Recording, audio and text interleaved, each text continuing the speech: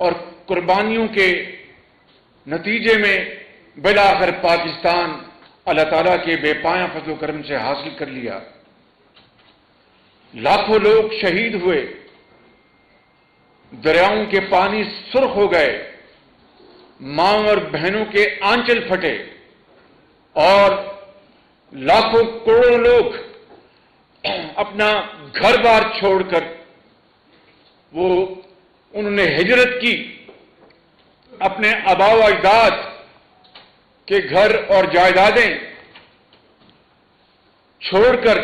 وہ پاکستان کی طرف چلے آئے اور اپنی آنکھوں میں یہ خواب بسائے کہ انشاءاللہ اب مشکل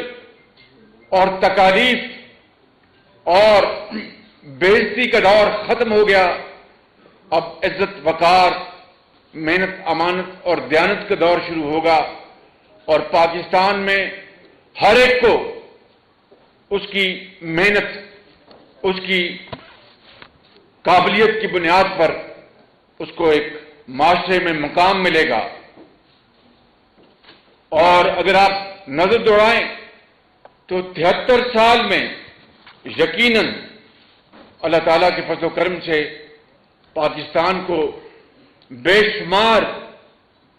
کامیابیاں نصیب ہوئی، اور میں سمجھتا ہوں کہ سب سے بڑی کامیابی جو پاکستان کو ملی وہ پاکستان کا ایٹمی طاقت بننا تھا، اور یہ کوئی معمولی اچیومنٹ نہیں تھی، یہ کوئی معمولی اچیومنٹ نہیں تھی۔ اور اس سفر میں تمام حکومتیں، تمام پولیٹیکل پارٹیز کی لیڈرشپ، تمام ادارے اور کروڑوں عوام کی قربانیاں سب شامل ہیں، تب جا کر پاکستان ایٹمی طاقت بنا، اور آج دشمن پاکستان کی طرف اللہ تعالیٰ کے فضل و کرم سے میلی آنکھ سے نہیں دیکھ سکتا۔ اسی طریقے سے میرے بزرگوں، بھائیوں اور بہنوں، اور بھی بے شمار پاکستان کی جو بیلنس شیٹ ہے اس میں کامیابیاں رقم ہیں مختلف ادوار میں، لیکن اگر ہم اپنی کمزوریوں کی طرف اگر نظر دوڑائیں تو وہ بھی بے شمار موجود ہیں۔ مثال کے طور پر آج اگر پاکستان ایک ایٹمی طاقت ہے تو بدقسمتی سے دوسرے ہاتھ میں کشکول ہے۔ میں نے پہلے بھی یہ بات کئی مرتبہ یہ واشگاف الفاظ میں کہی ہے کہ آگ اور پانی اکٹھے نہیں ہو سکتے، کشکول اور ایٹمی طاقت دونوں اکٹھے نہیں چل سکتے، لہذا وقت کی اہم ترین ضرورت ہے کہ کشکول کو توڑا جائے، مگر یہ نعرہ دہائیوں سے چلا آ رہا ہے اور ہنوز ابھی تک یہ کشکول سے ہماری جان نہیں چھوٹ رہی، اور کمبل کی طرح یہ کشکول ہمارے جسم کے اوپر پوری طرح لپٹا ہوا ہے، لیکن یہ کسی کا کوئی جادو نہیں، کسی کا ہمارے اوپر کسی نے اس کو ہم پر ٹھوسا نہیں، یہ ہماری اپنی فطرت ہے، نہ نوری ہے نہ ناری ہے۔ اگر ہم نے کشکول کو توڑنا ہے تو جس طرح ایٹمی طاقت پاکستان بنا، اسی طرح ہم کشکول کو توڑ سکتے ہیں۔ شرط یہ ہے کہ اس کے لیے تیار ہوں، اس کے لیے ہم پوری طرح اپنے آپ کو اس کے اہل بنائیں، تب انشاءاللہ وقت آئے گا کہ کشکول ٹوٹ جائے گا، وگرنہ ہم نے آزادی تو حاصل کر لی مگر وہ قومیں وہ آزاد نہیں ہوتی جو معاشی طور پر آزاد نہ ہوں۔ آج معاشی طور پر ہم بدقسمتی سے آزاد نہیں ہیں۔ IMF کا آپ دیکھ لیں کہ اتنا دباؤ کہ موجودہ نااہل حکومت، آج 14 اگست ہے، میں یہاں پر کوئی ڈیوائسو بات نہیں کرنا چاہتا، जिससे कि हमारी आज की जो दिन की जो तकरीबात हैं और खुशियां हैं उनको मैं किसी तौर भी उनको तकलीफ नहीं पहुंचाना चाहता, लेकिन हकीकत यह है कि आज IMF का इतना प्रेशर है कि इस साल बजट में हम एक आम तनख्वाहदार की तनख्वाह भी ना बढ़ा सके। यानी इस हद तक प्रेशर, और मेरा ख्याल है कि पाकिस्तान की तारीख में ये पहला मौका है कि जो एक तनख्वाहदार तबके ने, और वो लाखों करोड़ों हैं इस मुल्क में, उन्होंने आस लगाई होती है कि तनख्वाह बढ़ेगी तो बच्चों के लिए कोई बूट, कपड़े और किताबों का इंतजाम करेंगे। वो तनख्वाहदार, उनकी मायूसी का आलम अंदाजा आप नहीं कर सकते, मैं और आप नहीं कर सकते। इसी तरीके से आप देखें, कोरोना ने तबाही मचाई है पूरी दुनिया में, और पाकिस्तान में भी हजारों लोग अल्लाह ताला को प्यारे हो गए। हम सब उनके लिए दुआगो हैं, और जो लोग कोरोना से मुतासर हुए उनकी सेहत के लिए हम सब दुआगो हैं। लेकिन कोरोना के हवाले से तो महंगाई जमीन पर आनी चाहिए थी, आज महंगाई आसमानों से बातें कर रही है। आटा, दाल, चीनी और पेट्रोल की आपने जो हालत देखी पिछले चंद हफ्तों और महीनों में, कि वो पाकिस्तान की तारीख में बुलंद तरीन सतह पे चली गई है, और इस तरह लाखों लोग, करोड़ों लोग आज एक वक्त की रोटी को वो बेचारे तरसते हैं, और महंगाई ने उनकी जेबें खाली कर दी हैं। दवाई हासिल करना उनके लिए नामुमकिन हो गया है, और जो उमरा हैं, जो साहिब हैसियत हैं, वो दवाई और इलाज के बगैर मर नहीं सकते, और जो गरीब लोग हैं, जो सिर्फ अल्लाह के सहारे जीते हैं, और खुदा का आसमान उनके लिए छत का काम देता है और अल्लाह की जमीन फर्श का काम देती है, वो दवाई और इलाज के बगैर सिसक सिसक कर जान देते हैं।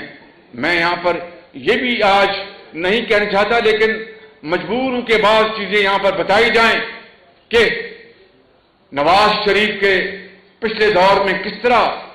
अस्पतालों में अद्वियात मुफ्त मिलती थी, नवाज शरीफ के दौर में किस तरह अस्पतालों में सीटी स्कैन लगाए गए, और आम आदमी के लिए वो सीटी स्कैन मुकम्मल तौर पर फ्री थे। नवाज शरीफ के दौर में किस तरह अस्पतालों को रिफर्बिश किया गया, नए नए और बड़े जदीद अस्पताल बनाए गए, ये सारा कुछ रिकॉर्ड का हिस्सा है। और आज वो दवाइयां भी मुफ्त खत्म कर दी गई, सीटी स्कैन भी मुफ्त खत्म कर दिए गए, और हेपेटाइटिस के जो मरीज, लाखों मरीज, उनके लिए पूरे पंजाब में फिल्टर क्लिनिक्स बनाए गए थे, जहां पर मुकम्मल तौर पर उनको मुफ्त अद्वियात का पैकेज मिलता था। वो और लाखों लोग उससे वो फैज याब थे। आज वो फिल्टर क्लिनिक्स में मुफ्त अद्वियात खत्म कर दी गई। आपको याद होगा कि किस तरीके से वो वक्त था 2012 और 13 तक के 20-20 घंटे लोड शेडिंग होती थी, मगर फिर वो दौर आया मुस्लिम लीग नून का कि नवाज शरीफ की लीडरशिप में 2017-18 से पहले पहले वो लोड शेडिंग न सिर्फ मुकम्मल खत्म हो गई, बल्कि वो आज इतनी बिजली मौजूद है कि वो तमाम आपकी सनतों के पहिए उससे चल सकते हैं, और उनकी चिमनियों से धुआं निकल सकता है, और हर किस्म का कारोबार चल सकता है। लेकिन आज अगर लोड शेडिंग हो रही है तो इस हुकूमत की बदतरीन नाअहली का सबूत है। मेरे बुजुर्गों, भाइयों और बहनों, मैं बात लंबी हो जाएगी, मैं कहना ये चाहता हूं कि अभी कल पेशावर में BRT का वहां पर इफ्तिताह किया गया। वो मुकम्मल है या नामुकम्मल, ये एक अलग दास्तान है, लेकिन हमने कभी ये नहीं कहा था कि बस जो है वो ऊपर से नहीं गुजरनी चाहिए, वो नीचे से जानी चाहिए, ऊपर से ट्रेन होनी चाहिए, वो नीचे से जानी चाहिए। हम इस बहस में नहीं पड़े, बल्कि नवाज शरीफ की लीडरशिप में लाहौर फिर मुल्तान, फिर पिंडी और इस्लामाबाद में मोटा ये बस मेट्रो बनाकर पूरी दुनिया को अल्लाह ताला के फज़ल करम से हैरान कर दिया। और उसकी कीमत लगभग वही है जो एक BRT पेशावर की है, जो जिस तरीके से वो बनाई गई, जिस तरीके से वो चलाई गई, ये सारी दास्तान आपके सामने है। मुझे इसके बारे में कुछ नहीं कहना।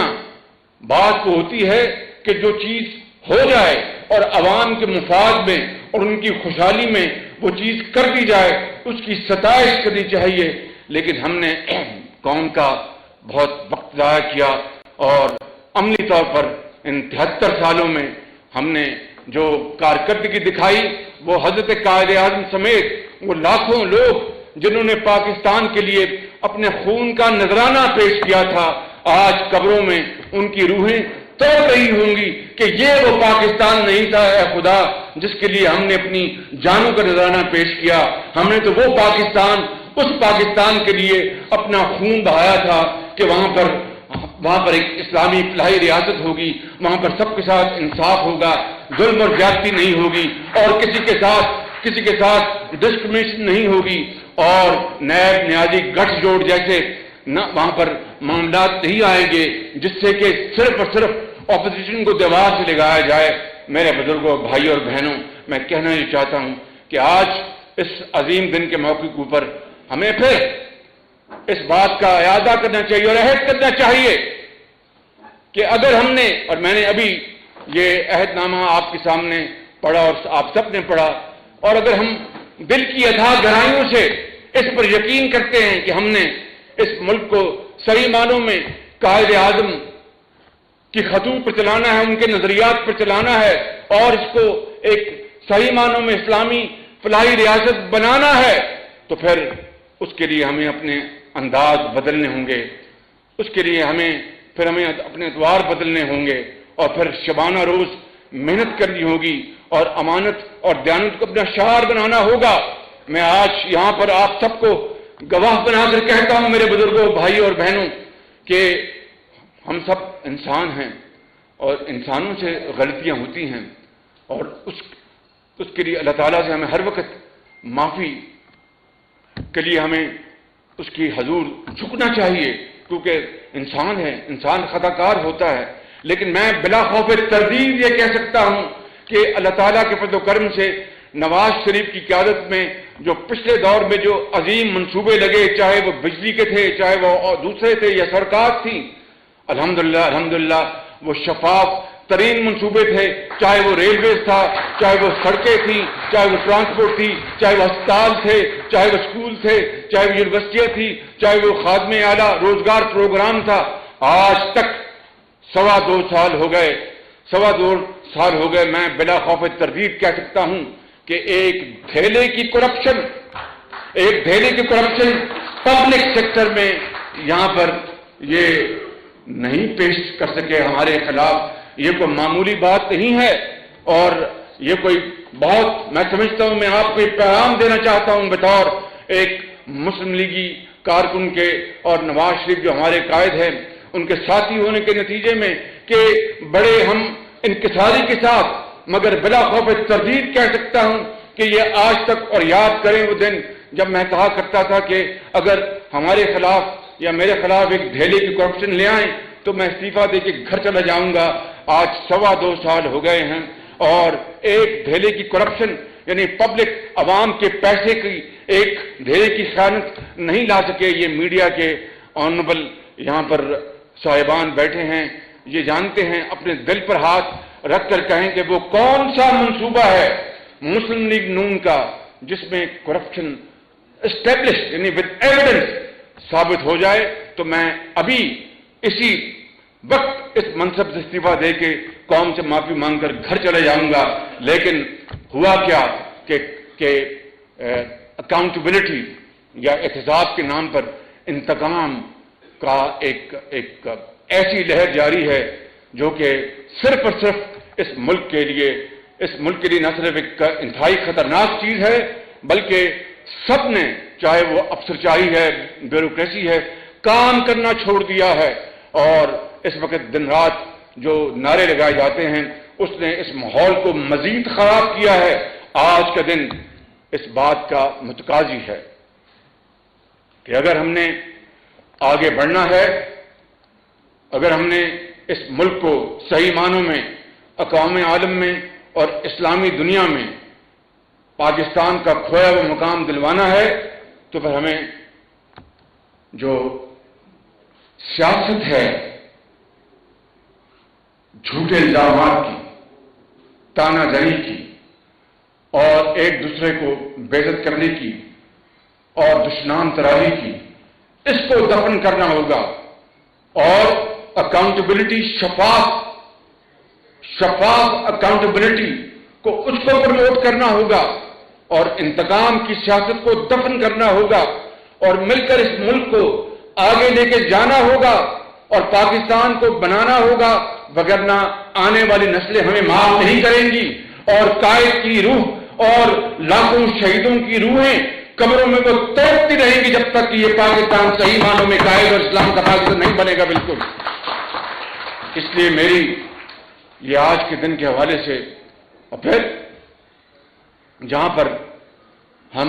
اس بات کا اعتراف کرتے ہیں کہ چاہے وہ عدلیہ ہے یا دوسرے ادارے، ان میں احترام اور باہمی تعاون کے رشتے قائم ہونے چاہیے اور بڑھنے چاہیے، وہاں پر سیاسی اداروں کو بھی مضبوط کرنا ہوگا، سیاسی اداروں کو بھی فعال کرنا ہوگا، سیاسی اداروں کو پروموٹ کرنا ہوگا کہ اس کے بغیر میں سمجھتا ہوں کہ پاکستان کی گاڑی تیزی سے آگے نہیں چل سکے گی۔ میرے بزرگوں، بھائیوں اور بہنوں، آج 73 سال گزر گئے۔ میں اپنی بات ختم کرنے سے پہلے یہ بات کرنا چاہتا ہوں کہ خطے میں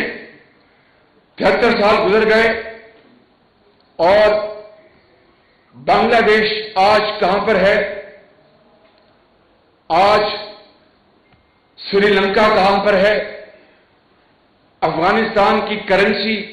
کتنی مضبوط ہے اور دوسرے قرب و جوار میں جو ممالک ہیں ان کی شرح ترقی کا کیا حال ہے اور ہماری معاشی ترقی کا کیا حال ہے۔ یہ ایک ایسا موازنہ ہے کہ جو کہ ہمیں اپنے اندر جھانکنے پر اور دلوں کو جھنجھوڑنے پر مجبور کرتا ہے کہ پاکستان اس لیے بنا تھا کہ خدا نہ خواستہ ہم تا قیامت ہم کشکول لے کے پھرتے رہیں اور اغیار اور دوسرے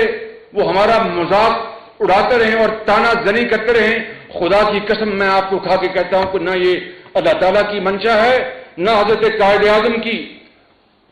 سوچ تھی، اور آج جو صورتحال ہے وہ ہمارے سامنے ہے۔ اور اسی طریقے سے آپ کشمیر کے حوالے سے آپ نظر ڈالیں، کشمیر میں جو ظلم و ستم اور جو دن رات جو قتل و غارت کا بازار گرم ہے اور ہر روز نہتے کشمیریوں کو شہید کیا جاتا ہے اور ان کی خون سے کشمیر کی وادی سالہ سال سے سرخ ہو چکی ہے، ننھے سالار کے نانا کو جس طرح شہید کیا گیا اور وانی صاحب اور اس طرح کے ہزاروں میر اور وانی جنہوں نے اپنا نوجوان، بزرگ، بچے، مائیں جن کے آنچل پھٹے اور ان کو گھروں میں ان کو محبوس کر دیا گیا اور ان کو دن رات ان کے اوپر تشدد کیا جاتا ہے۔ آج ہندوستان کی حکومت اور مودی نے وہاں پر جو بدترین زیادتی اور ظلم اور جبر کا بازار گرم کر رکھا ہے، میں سمجھتا ہوں کہ آج پاکستان کو ایک فعال کردار ادا کرنا ہوگا، وگرنہ کشمیری ہم سے ہمیشہ گلہ کریں گے کہ کشمیر بنے گا پاکستان، اور اس کے لیے نعرہ لگاتے تھے کہ قائد اعظم نے کہا تھا کہ کشمیر پاکستان کی شہرت ہے۔ میرے بزرگوں، بھائیوں اور بہنوں، کشمیر کو آزادی دلوانا، ان کو ان کے حقوق دلوانا، یہ ہم پر ایک قرض ہے کشمیریوں کا، یہ ہم پر ایک قرض ہے کشمیریوں کا، ہمیں یہ قرض چکانا ہوگا۔ اس کے بغیر ہماری نہ اس دنیا میں نہ اگلے جہان میں ہماری خلاصی ہوگی۔ اس لیے میں سمجھتا ہوں کہ آج کا دن یہ مطالبہ کرتا ہے اس حوالے سے کہ ہم عملی طور پر اقدامات کریں، عملی طور پر ہم آگے بڑھیں اور لفاظی سے کام نہ لیں، اس لیے کہ کشمیری اپنی حفاظت کرنا خود جانتے ہیں، وہ دہائیوں سے وہ اپنی حفاظت کر رہے ہیں اور وہ اللہ کے سہارے وہ آگے بڑھے، اور ہندو سامراج کے سامنے انہوں نے فیصلہ کیا ہے کہ ان کی گردن کٹ سکتی ہے، ہندو سامراج کے آگے جھک نہیں سکتی۔ اس لیے میں سمجھتا ہوں کہ ہمیں پاکستان کو ہمیں اپنا کردار ادا کرنا ہوگا اور عالم اسلام کو ساتھ ملا کر کشمیر کے لیے آواز اٹھانی ہوگی، اور مغربی دنیا، عالمی طاقتیں، ان کے ضمیر کو ہمیں جگانا ہوگا کہ اس کے بغیر میں سمجھتا ہوں کہ خطے میں امن قائم نہیں ہو سکتا۔ کوئی نہیں چاہتا کہ پاکستان اور ہندوستان کے درمیان ایٹمی جنگ ہو، لیکن پرامن طریقے سے اگر کشمیریوں کو ہم حقوق نہ دلوا سکے تو پھر یہ ایک ایسا ذوق ہے کہ پھر جس کی کوئی معافی نہیں ہوگی۔ اسی طریقے سے ہماری جو اقلیتیں ہیں ان کا بھی پاکستان میں پورا ان کی کنٹریبیوشن ہے، انہوں نے شاندار اپنا کردار ادا کیا ہے۔ کسی نے سن 65 کی جنگ میں ہندوستان کے دانت کھٹے کیے ہوائی جہازوں کے ذریعے، کسی نے تعلیمی درسگاہ میں بہت شاندار طریقے سے بچوں کو پڑھایا لکھایا۔ یہ اقلیتیں ہماری پرامن اقلیتیں ہیں، ان کا بھی وہی حق ہے قانون اور آئین کی نظر میں جس میں ہر پاکستانی کا ہے، یہ برابر کے پاکستانی ہیں۔ آج کا دن اس بات کو تسلیم کرتا ہے کہ ہمیں اپنی اقلیتوں کو پوری طرح ان کا احترام کرنا ہوگا۔ میرے بزرگوں، میرے بھائیوں، میں آج کے اس عظیم دن کے حوالے سے میں پھر اقبال کا یہ شعر کہے بغیر اپنی بات ختم نہیں کر سکتا کہ اسی میں وہ راز، اسی میں وہ پیغام موجود ہے جو انہوں نے کئی دہائیوں پہلے دیا کہ تمنا آبرو کی ہے اگر گلزار ہستی میں تو کانٹوں میں الجھ کر زندگی کرنے کی خو کر لے، اور نہیں یہ شان خودداری چمن سے توڑ کر تجھ کو کوئی دستار میں رکھ لے، کوئی زیب گلو کر لے۔ اور جب اپنا قافلہ، اگر میاں صاحب یہاں پر لندن میں تدریس سنتے تو وہ شاید کہیں گے تم پرانے شعر سناتے ہو، مگر میں کیا کروں، مجھے آپ کی نظر آتی ہے۔ جب اپنا قافلہ عزم و یقین سے نکلے گا، جب اپنا قافلہ عزم و یقین سے نکلے گا، جہاں سے چاہیں گے رستہ وہیں سے نکلے گا، وطن کی مٹی مجھے ایڑیاں رگڑنے دے، مجھے یقین ہے چشمہ یہیں سے نکلے گا۔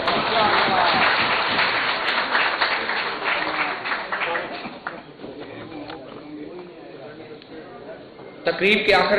میں اکابرین مسلم لیگ نون سے درخواست کروں گا کہ یوم آزادی کی مناسبت سے یوم آزادی کا کیک جو ہے وہ کاٹا جائے، تو اکابرین مسلم لیگ یوم آزادی کا کیک کاٹے گا۔ آخر میں دعا استحکام پاکستان زندہ باد۔